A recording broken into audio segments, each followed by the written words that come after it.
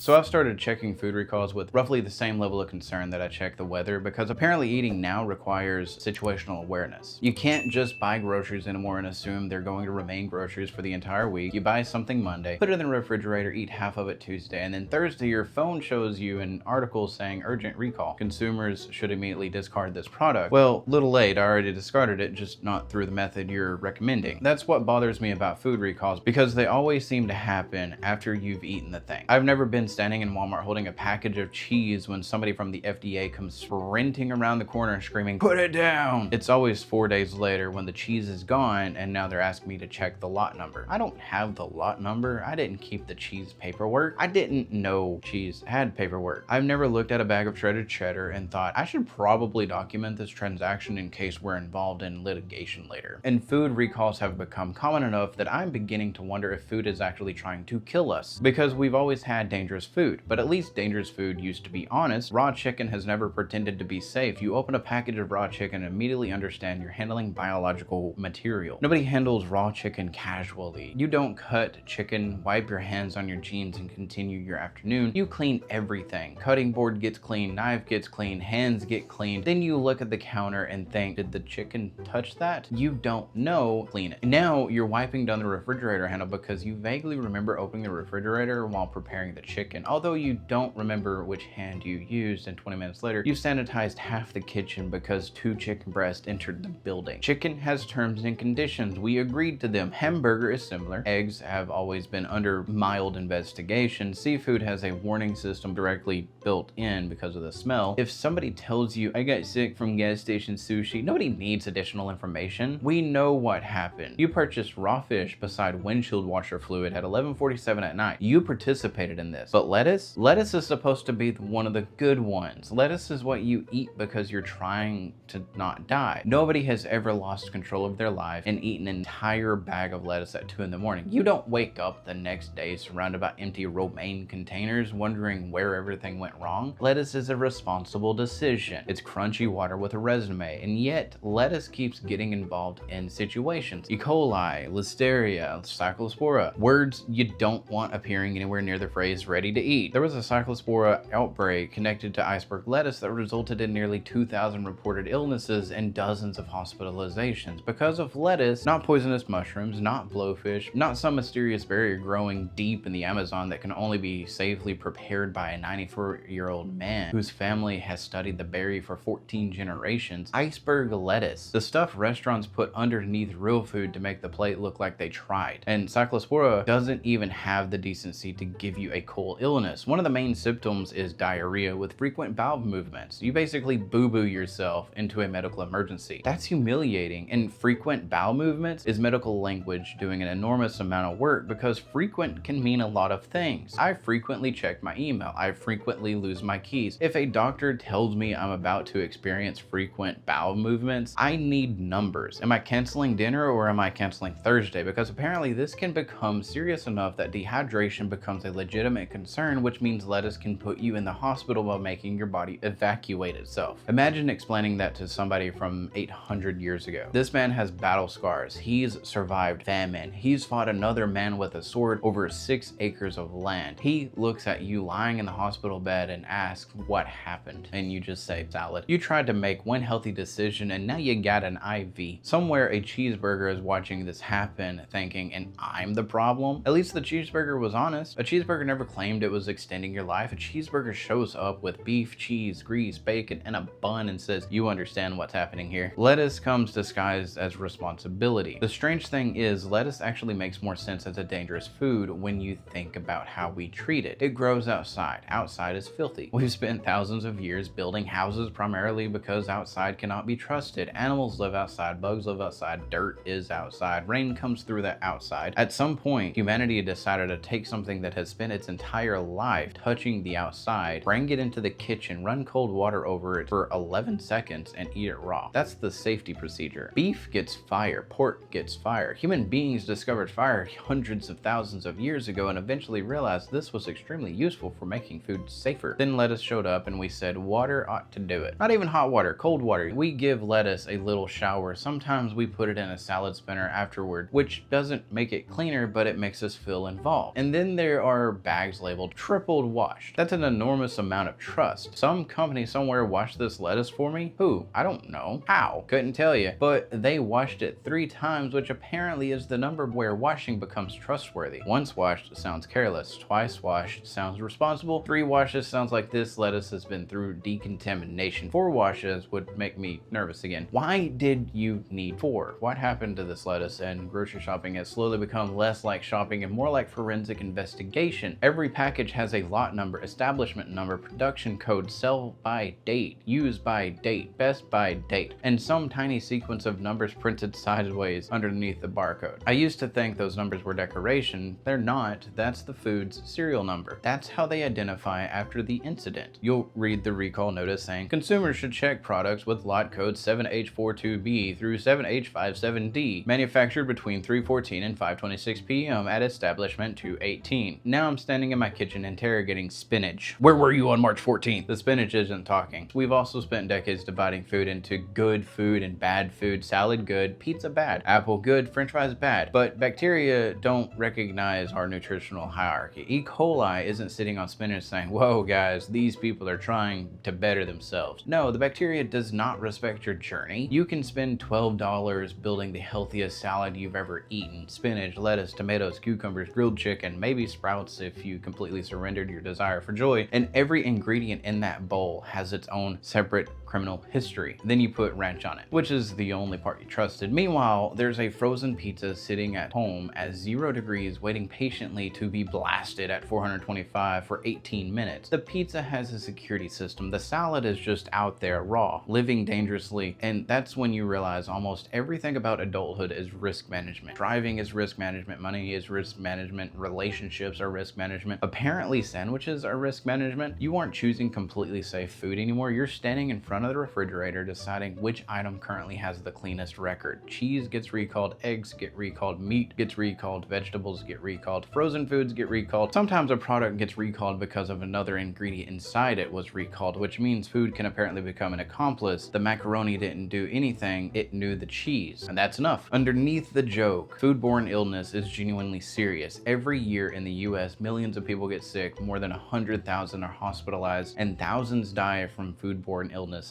And our food system is enormous. Something can be grown in one place, processed somewhere else, packaged in another area, shipped across the country, put inside another product, sent out to distribution center, moved to a grocery store, purchased by you, and eventually placed in the back of your refrigerator where you'll forget about it until it becomes capable of independent thought. Our ancestors worried about whether they could find food. We worry about whether our Caesar salad is part of lot number 7H42B. They hunted mammoths. We're Googling yogurt, and I don't think we're going to win this because food has one enormous advantage over us. We have to keep eating it. Food knows this. We'll complain. We'll read the recalls. We'll throw away the dangerous product. We'll clean the refrigerator. Then eventually it's 6:30 and we're hungry again, so we go back. We walk through the grocery store looking at chicken, beef, eggs, cheese, and vegetables like we're choosing a cellmate. You pick the one that seems least threatening. You bring it home. You wash everything. You cook what needs cooked. You refrigerate what needs refrigerating. You make responsible choices. For a few days, everything seems fine. Then Thursday morning, you open up your phone, FDA announces voluntary recall. You slowly look toward the refrigerator, and sitting there is the vegetable drawer. Underneath the carrots is a bag of lettuce. Triple washed, lot number 7H42B, just sitting there, not talking.